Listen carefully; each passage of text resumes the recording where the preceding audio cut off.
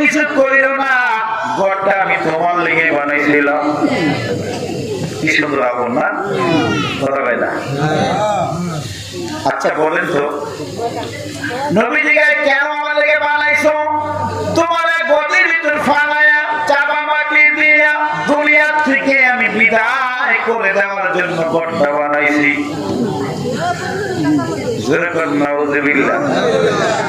তাইলে আমার কি লেগে আবার ডাকছো? আবু জাহেল কয় অনেক কিছু কইরো না বাতিজা, আমি তো গলের ভেতর পড়ে গেছি, কেউ আমারে বাঁচাইতে পারে না, আমি জানি তুমি ছাড়া কেউ পারবো না, তুমি দয়া করে আমার একটু বাঁচাও। এমন কর্মকাণ্ড যদি আমাদের সঙ্গে ঘইটা যায় তাহলে চামড়ার জোতা যাবে না, কথা বলতে কেনা না। যদি কেউ লোকে জানা সে যদি আমার মায়ের ভালো গাড়ি থেকে ধাক্কা দেয়, আমরা কাঁচার ভিতরে কুয়ার ভিতরে পড়িয়ে যান, এবার পড়িয়ে যাওয়ার পরে সে যদি কোনো একদিন আপনাদের বাঁচাইতে করেন আপনি কি আসবেন?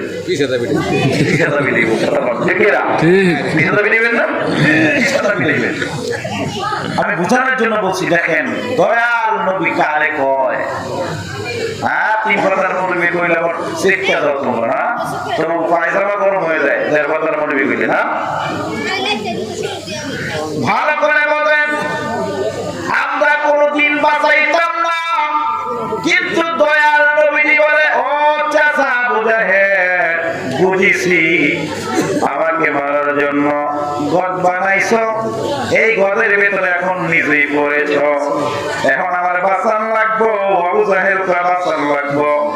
নবীজি বলেন বাঁচাইতে পারি তুমি যদি পড়ো লা ইলাহা ইল্লাল্লাহ মুহাম্মাদুর রাসূলুল্লাহ। কালিমার মালা মোরা গলায় পড়ি বলেন কালিমা। সাউন্ড বিশ্বলি আমার কিবলা জান হুজুর আল্লাহর ওলি, তার শত্রু আছে না নাই? তাই বলতেছিলাম 2টা লাইন দূরে চলে গেছে। খেয়াল করে আমার আলোচনাটা ধারাবাহিক, খেয়াল করতে হবে। খেয়াল না রাখলে কিন্তু ওয়াজ হয়ে যাবো দাদা আর নাতি। ওয়াজের নাম কি? এই ভাইকে সাউন্ড ঠিক হয় না, ডেভেলপ করতেছে, আরো একটু বাড়াইয়া দিয়ে দাও। ওরা ভয় পেয়েছে, কারণ আমার ওই সিলানি দেখে ওরা ভয় পেয়েছে মাইক কাট করতে পারে করা কথা বলতে কি না। আমি কিন্তু আজকে বেশি সিল্লি নেই, ঠিক না ভাই? ঠিক বেশি সিল্লেছি আজকে ঠান্ডা আমার করছি, ঠিক না ভাই? ঠিক সিলান দিলে মাইক কাইতে যায়, এটা জানি। এবার বলতেছিলাম নবীজির দুশমন ছিল, বিশ্বলি আমার কিবলা জান হুজুর দুশমন ছিল। হুজুর আসলেন, কিছু লোক সূত্রামে শুরু করে দেও।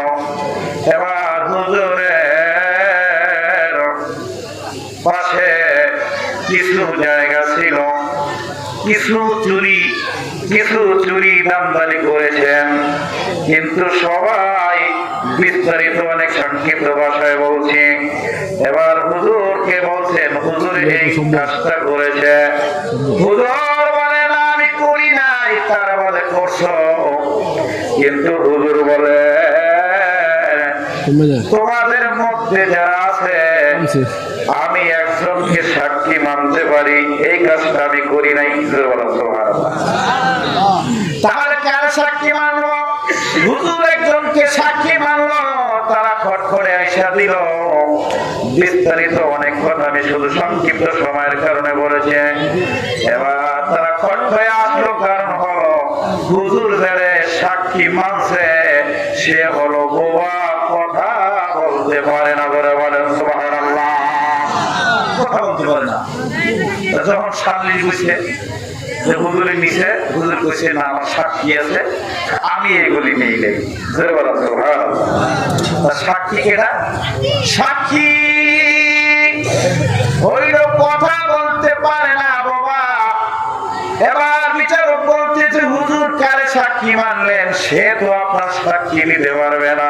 হুজুর কয় পারবে, তারা কয় পারবে না। হুজুর কয় পারবে, তারা কয় পারবে না।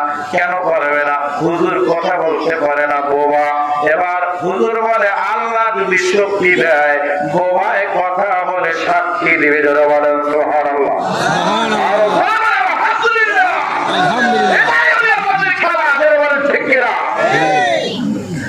এবার হুজুর বলে বলে দাও আমি এই কাজ করি নাই।